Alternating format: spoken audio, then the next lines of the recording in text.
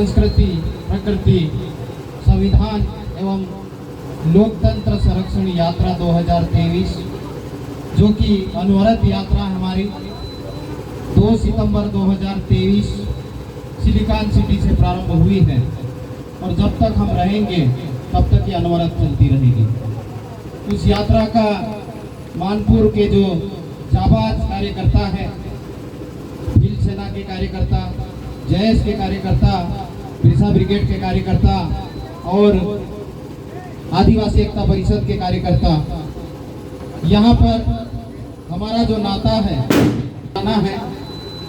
जब परम श्रद्धेय छगन लाल जी वर्मा आज से लगभग 14 साल 15 साल पहले हुई थी, 18 साल हो गए लगभग, और उनके साथ में यहाँ पर हमने कई सारे प्रोग्राम किए।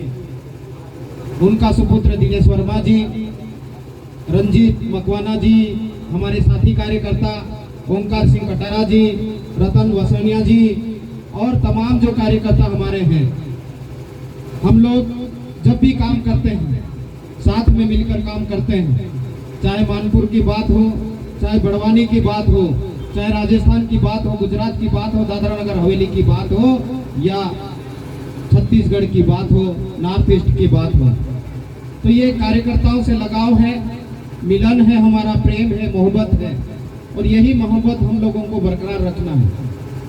क्योंकि इस देश में जो मूल संस्कृति है उसको नष्ट करने के लिए तमाम प्रकार के षड्यंत्र रचे जा रहे हैं। साथ ही इस देश का जो संविधान है उसको नाना प्रकार के छेड़खानी करके उसे खत्म करने का प्रयास किया जा रहा है। जो मूल लोकतंत्र की भावना है उसको भी धीरे धीरे खत्म करने का प्रयास किया जा रहा है। तो जो देश में हालात निर्मित हुए हैं, हमारी माता बहनों के साथ में जो नारकी व्यवहार किया जा रहा है, आज ही एक वीडियो वायरल हुआ है, हमारी माता बहनों को नंगा करके घुमाया जा रहा है। ये अभी आज ही वीडियो वायरल हुआ है। मणिपुर की आज से लगभग 4 महीने पहले की घटना है, जो देश को शर्मसार करने वाली घटना है। इतनी बड़ी घटना हो जाती है, देश का आदिवासी 9 अगस्त विश्व आदिवासी दिवस के अवसर पर रोड पर उतर आता है, लेकिन इस देश के हुक्मरानों के कानों में जू तक नहीं रेंगती है और उनके मुंह से एक शब्द भी नहीं निकलता है। ऐसे देश में हम लोगों को लोकतंत्र की परिभाषा जो हमको पढ़ाने की बात करते हैं, ऐसे लोगों से हमको घृणा होने लगी है। क्यों? क्योंकि बाबा साहब अम्बेडकर जी ने जिस संविधान की रचना की थी और इसमें जाति, पंथ, धर्म को ऊपर उठकर मानवता, इंसानियत से, प्रेम मोहब्बत से देश में रहने की बात की थी। छोटे बड़े, गरीब अमीर, महिला पुरुष को सम्मान से जीने का अधिकार दिया था, लेकिन इसे धीरे धीरे करके खत्म किया जा रहा है। तो ऐसी स्थिति में हमारे समाज के नौजवान साथियों को सब कुछ छोड़कर, दांव पर लगाकर अब निकल पड़ने की आवश्यकता है। हमारा समाज इस देश में कभी सबसे शक्तिशाली और सबसे संसाधनों से धनी हुआ करता था, लेकिन ऐसी नीतियां बनी देश में कि जो देश का पहला व्यक्ति था, देश का जो मालिक था, आज मजदूर बन बैठा है और अंतिम पंक्ति में जाके बैठा है। भागते भागते हम लोग जंगलों में चले गए हैं, भागते भागते हम लोग समुद्र के किनारे चले गए हैं। अब हम भाग नहीं सकते हैं, हम लड़ने के लिए वापस अपना रुख अख्तियार कर रहे हैं और इसीलिए ये यात्रा लेकर हम निकले हैं।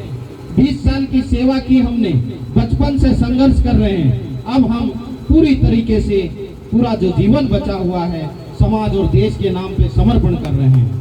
इसमें आप जैसे नौजवान युवा साथियों का हमको सहयोग चाहिए, मार्गदर्शन चाहिए, आशीर्वाद चाहिए, ताकि हम हमारे समाज की या समाज के अंतिम पंक्ति के व्यक्ति, चाहे वो किसी भी धर्म का हो, चाहे वो किसी भी पंथ का हो, चाहे वो किसी भी जाति का हो, लेकिन यदि वो दलित है, वो पिछड़ा है या उसके साथ में अन्याय, अत्याचार, दमन, शोषण हो रहा है, उसके साथ में हम खड़े हो और हमारे साथ में आप लोग खड़े हो। ये ताकत हम आप लोगों से लेने के लिए आए हुए हैं।